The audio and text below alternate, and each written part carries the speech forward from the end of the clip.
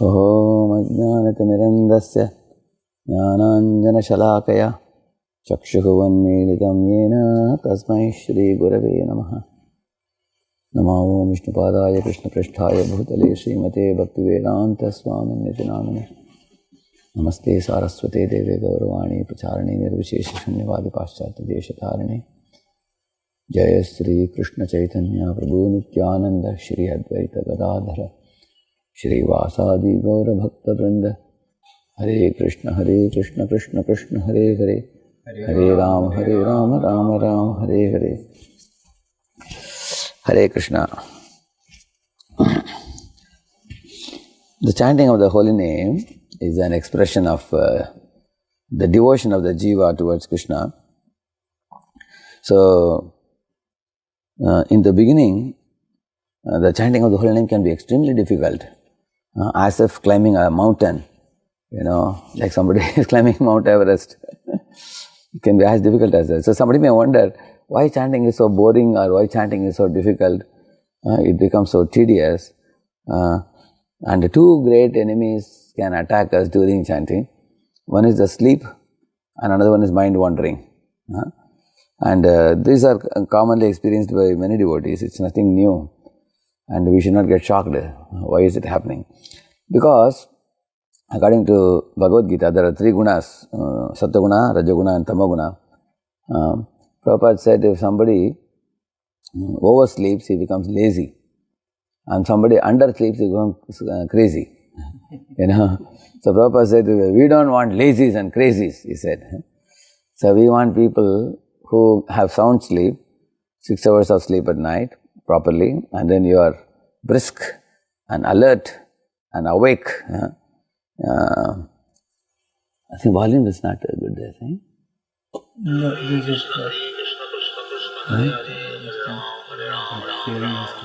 yeah, I've started. Sharing is not. Okay. So, in this way, okay, if one is not attacked by sleep, then what about the mind wandering? Generally, the mind has a tendency to munch over things which you feed the mind. For example, whatever food you give, like you see the cows sometimes in the villages, they are not given fodder or something by the farmer and they are allowed to wander. They go and wander and pick up some plastic sometimes. Put in the mouth, the plastic goes inside the belly and creates great danger for the cows. Similarly, our mind, if it is let loose to pick up whatever it wants, it's going to pick up harmful substances and then take them inside and then keep munching over it, because it has a tendency to munch over whatever you put. Like blotting paper, if you keep ink pen, it just absorbs. Like the mind also, whatever you put, it keeps expanding on it. So, for example, somebody sees a horror movie, then they get bad nightmare dreams they develop fear for skeletons, they think ghost spirits and so many things, imaginative things. When I was coming in the flight from India to America, I saw all the screens were on in the, practically in the flight. And people are watching many weird characters, crazy characters which don't exist at all. All imaginative, fictitious characters.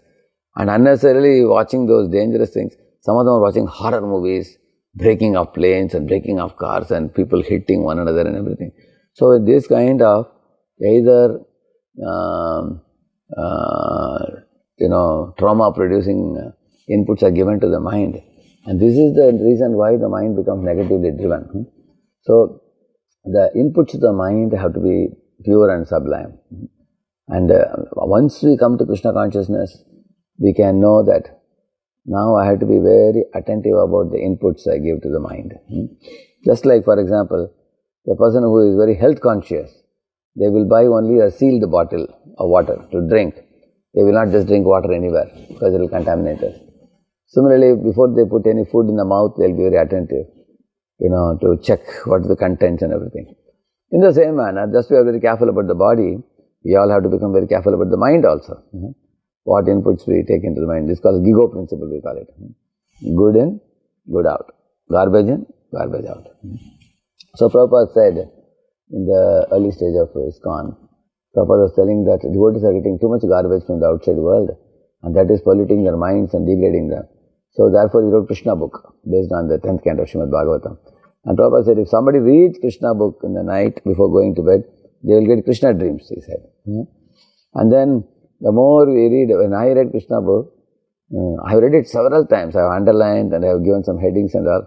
Especially one of my favorite pastimes in Krishna book is the gopis doing, Leela Smaranam.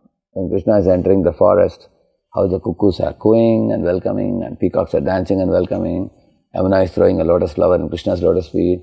Even the winds are blowing to appease the heat of the summer. Similarly, the bumblebees which are sitting in the yellow and red and blue lotuses and sucking honey very peacefully. But when Krishna comes with covered boys, the forest with cows and calves, then they leave the lotuses and then they immediately rush to Krishna and they go and sit on Krishna's garland so that they can accompany Krishna to forest. And the trees are looking at the bumblebee and they are crying that we can't go like the bumblebee to the forest because our legs are stuck in the ground. So, but they are thinking, even though we can't go, at least we can offer some seva right now. So they are extending their branch and offering flowers and fruits, and Krishna is telling Balaram, Bhaiya, just see, the trees want to give you flowers. Pick up and put it on your turban. And they are giving fruits. Please pluck those fruits and keep with you. We can eat in the forest. So they'll be very happy that you are accepting their offering. So in this way, Krishna is indicating everything in the nature. That is how all the natural things are welcoming Krishna and Balaram to the forest. So, and the gopis are telling about how, what to speak of humans, even the cows, they are putting their ears erect and they are drinking the honey of the flute sound of Krishna. And although there is grass in their mouth, they are refusing to eat the grass because they think grass eating is not as delicious as hearing the flute sound for them. Similarly, the calves, they are drinking milk from cow's udder, but as soon as they hear the flute sound, they get confused which nectar to take, this nectar or this nectar. Nectar from the mouth or nectar from the ears. And then they are closing their eyes as if like a yogi and stopping to drink the milk, and they are hearing the flute sound. When flute sound stops, then they drink the milk. So in this way, the deers are coming, the peacocks are dancing and coming. So all these things are described there. And even the demigods flying in the sky are coming down to participate in this Leela. And the gopis are saying that the clouds want to make an umbrella like shelter for Krishna. And in this way, they are giving a comparison. Just like the sun is surrounded by the stars, or the moon is surrounded by the stars, like that Krishna is surrounded by the covered boys. And then he's going to the forest and is playfully dancing and singing and performing many pastimes. So, when we read this kind of pastimes of Krishna book, when in the beginning we may directly, if you read Krishna book, it is difficult to understand because the jiva wants to be the center of everything, and you wonder, hey, Krishna is the center, and we have to assist him, he can't understand. Therefore, we read Bhagavad Gita first. We go to the Bhagavad Gita classes to understand how God is the most non-exploitative and benevolent and selfless, loving personality.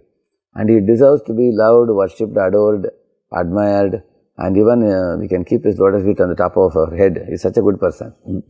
Just like, none of us, I don't think any of us will have any hesitation to put our head at the feet of our mother. Like that, when we understand how wonderful Krishna is, and we are able to carry Krishna in our head and hearts, then these kind of pastimes study in Krishna book would enter our hearts and touch our hearts. And when we give this type of inputs, we need two inputs. One is philosophical inputs from Bhagavad Gita and pastime inputs from the Bhagavatam. And these two inputs, because the philosophical inputs clears our doubts in the head, and pastime inputs gives juice to the heart. And these two things are kept in our hair, because we need not just the knowledge to intellectually convince ourselves and subdue the fickle mind and the impure senses. That we can do in the early stages. But after some time, we'll get tired of that. But the pastimes, they give juice to the heart, and they make us emotionally absorb the Lord's nature. Just like, for example, gulab jamun, two types of gulab jamun you can make. One is rock like karak ball, gulab jamun. Yeah. One time they made gulab jamun, our teeth were paining. It was very, very difficult. Another gulab jamun is a soft rubber like gulab jamun. It's very, very soft, spongy gulab jamun. And that absorbs the juice. You can see that. So which gulab jamun you all like? Sponge one, correct? Soft one. Like rasagula also, correct? No? So he was telling once his Grace Sankarshan Jadagari Prabhu came to Pune. He said, if Rasagulla is not soft, it is not Rasagulla, it is Rascal Gulla. He said, it can't be like a rock. It is supposed to be soft. Similarly, our heart has to be soft to experience the devotion. So these pastimes, when they enter the heart, they render it soft, and we absorb these pastimes like the, heart becomes a juicy heart, and then we take darshan of the deities. We hear more and more pastimes from Bhagavatam, Mahabharata about Krishna, the Lord's dealing with his devotees.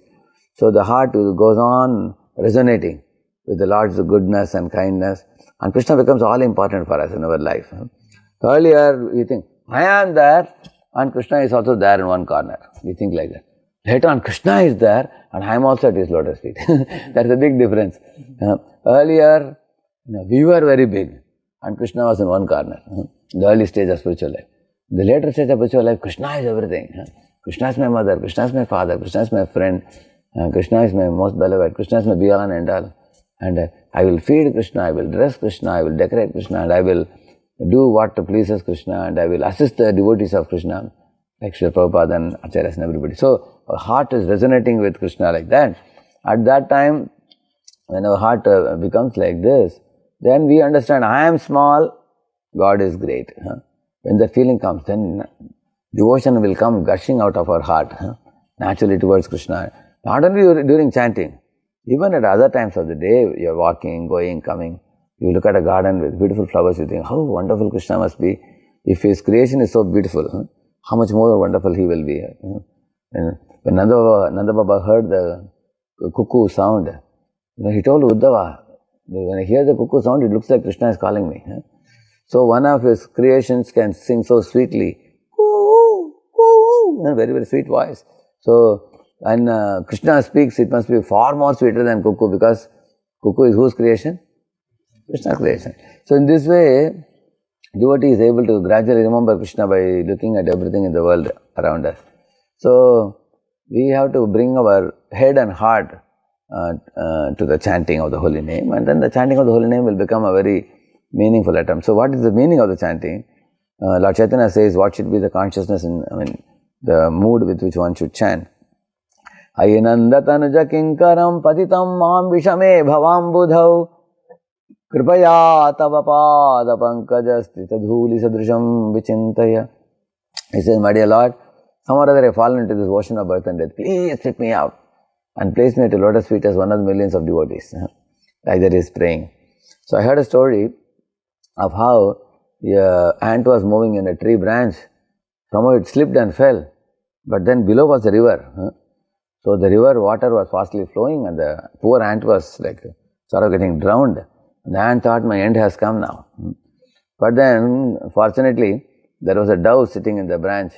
He looked at the ant who was pitiably drowning. So immediately he plucked a leaf and threw it down. So the ant boarded the leaf, and then the leaf moved this way, that way, and then brought it to the bank of the river.